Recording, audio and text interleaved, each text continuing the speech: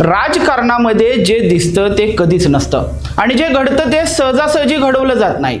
मध्य प्रदेशात शिवराज सिंह चौहान, राजस्थानमध्ये वसुंधरा राजे आणि आता महाराष्ट्रात देवेंद्र फडणवीस। दिल्लीच्या दरबारात सध्या असा कोणता मास्टर गेम खेळला जातोय त्यामुळे भविष्यातील पंतप्रधान पदाचा प्रत्येक दावेदार एकामागून एक बाजूला केला जातोय। 25 ऑगस्टच्या त्या बैठकीमागे खरोखरच निरोप होता की भाजपच्या अंतर्गत राजकारणाचा सर्वात मोठा डाव। हा व्हिडिओ शेवटपर्यंत पहा, कारण आजचा राजकीय विषय हा महाराष्ट्राच्या राजकारणामध्ये आगामी काळात भूकंप घडवणारा ठरू शकतो।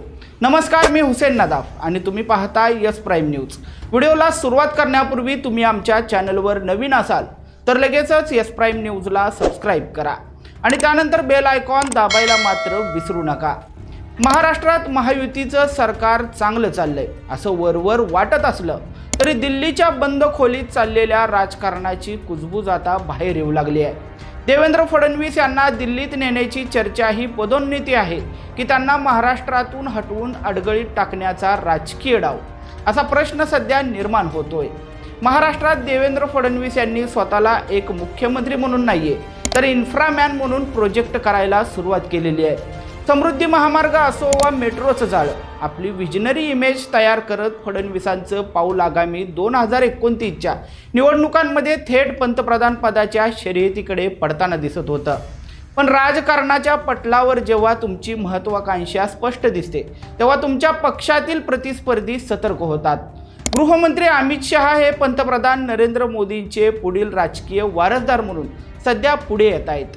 अशावेळी भाजपच्या केंद्रीय नेतृत्वाला पक्षात कोणताही दुसरा मोठा चेहरा किंवा प्रतिस्पर्धी नको आहे, अशी जोरदार चर्चा राजकीय विश्लेषकांमध्ये सुरू झालेली आहे। इथेच खरा सस्पेन्स सुरू होतो। जरा मागे वळून बघा। मध्य प्रदेशात सलग अनेक वर्षे राज्य करणारे लोकप्रिय नेते शिवराज सिंह चौहान यांना केंद्रात नेऊन केंद्रीय मंत्रिपद दिलं गेलं आणि राज्याच्या राजकारणातून पूर्णपणे बाजूला केलं गेलं। राजस्थानच्या वसुंधरा राजे यांच्या बाबतीतही असंच काहीच घडलं। आता राजकीय जाणकारांच्या मते तोच फॉर्म्युला महाराष्ट्रात देवेंद्र फडणवीसांच्या बाबतीत वापरला जातोय का? फडणवीसांचे दिल्लीतील वजन वाढवण्याच्या नावाखाली त्यांना केंद्रीय संसदीय समिती स्थान देणे किंवा केंद्रीय अर्थ मंत्रालय देणं हा त्यांचा प्रमोशन देण्याचा मार्ग आहे की महाराष्ट्रातील त्यांची पकड सैल करून त्यांना दिल्लीच्या राजकारणात अडगळीत टाकण्याचा डाव? या प्रश्नाने सध्या राजकीय वर्तुळात मोठी खळबळ उडवून दिली आहे। पण या सगळ्या पटावर सर्वात मोठा पत्ता कोणता खेळला जाणार आहे? राजकीय गल्लीबोळात सुरू असलेल्या कुजबुजीनुसार भाजपच्या वरिष्ठ नेतृत्वाकडून एक प्रचंड मोठा राजकीय गेम प्लॅन आखला जातोय।